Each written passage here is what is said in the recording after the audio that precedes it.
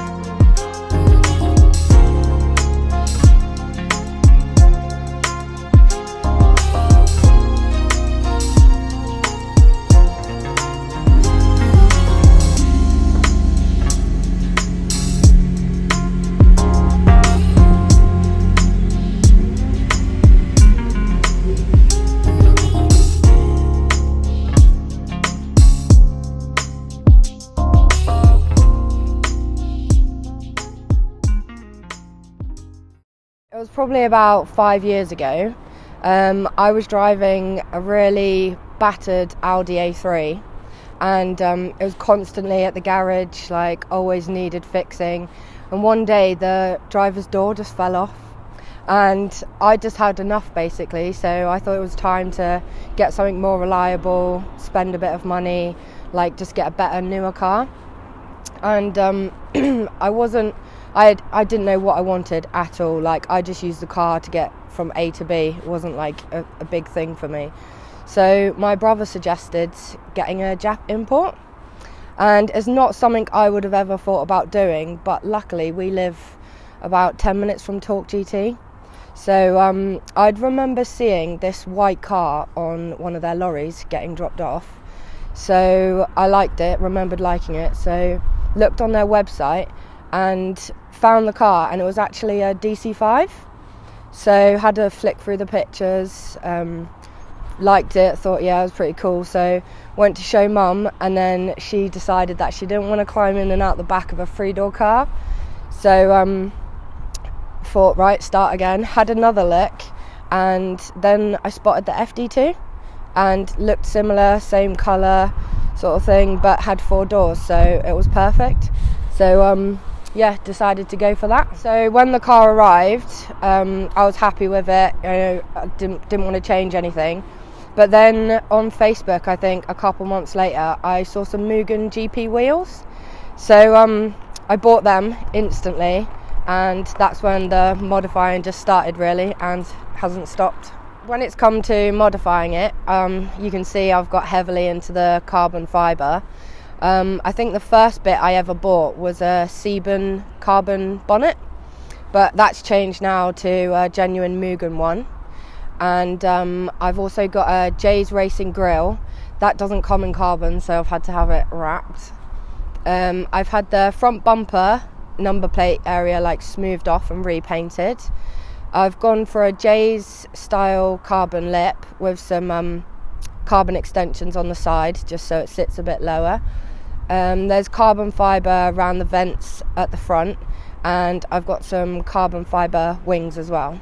On the sides, I've got some carbon fibre extensions to the side skirts and some by the wing mirror as well.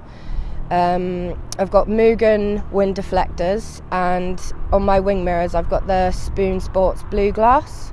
On the rear of the car, I've got a M&M Honda carbon fibre ducktail boot lid, and sat on top of that is the Voltex spoiler.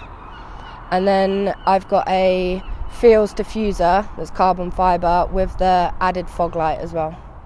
So inside the car, I've followed the carbon and like brought it in. I've got carbon trim on the steering wheel, carbon trim around some of the vents. I've got a carbon dash and a carbon gear surround with a Mugen carbon gear knob. I've had the seats from a FD2 Type R fitted, and just recently I've got a hybrid racing short shifter. The engine mods were some of the first things I'd done to the car. Originally it came with a plated diff, so I had that swapped out for a Quaife one, and then I got a Toda manifold, Fujitsu exhaust and the Seeker intake, and then I took it to Romaine to be mapped, and we got 246 brake and the torque was about 179.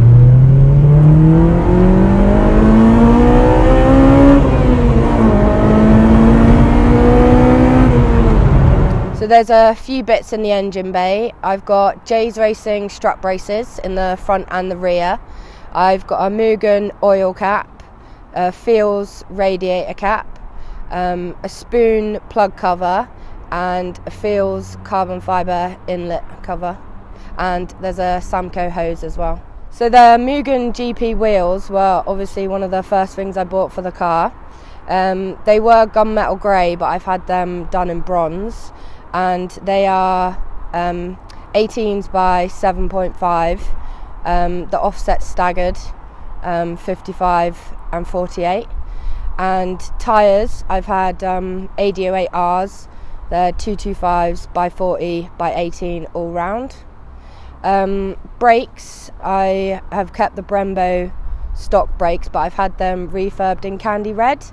And then brake discs and pads, I use Dixel. Suspension wise, I've kind of made, I don't know if it's a controversial decision, but I've gone with air ride. And I mainly done that out of curiosity. I think I've kind of been influenced, seeing a lot of cars in America, they use air ride, and I liked the look of it. And I've already had spoon lowering springs with Coney shocks.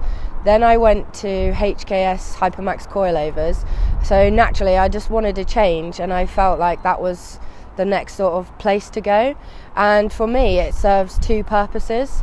So performance wise, like, it feels great as suspension, and then when I'm at shows, aesthetically I really like the look of it as well when it's aired out. I've gone with Airlift Performance 3P, and I've had BC Racing struts with custom bags. Future plans for the car, I think possibly a colour change, and maybe some new wheels, as I'm having a bit of trouble at the front with fitment with the new wings.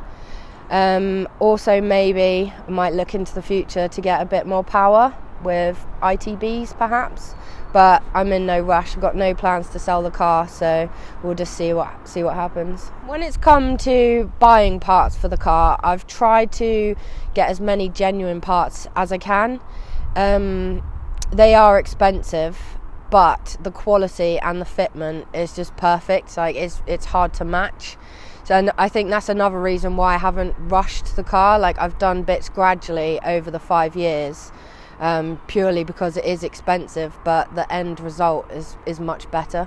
I think for me, probably one of my favourite bits about the car is not the car itself, but kind of the effect it's had on my social life in general. The amount of people I've met through going to shows like Mimms and Jap Performance Show. I've got friends all over the country now, some who I speak to nearly every day, and without the car I wouldn't have had that. And I think, like, you know, it's kind of nice to know that also these people will help out if I've got like problems and stuff, especially the other FD2 owners. You know, they've really helped, like, with problems with the car and helped me fix bits and find stuff.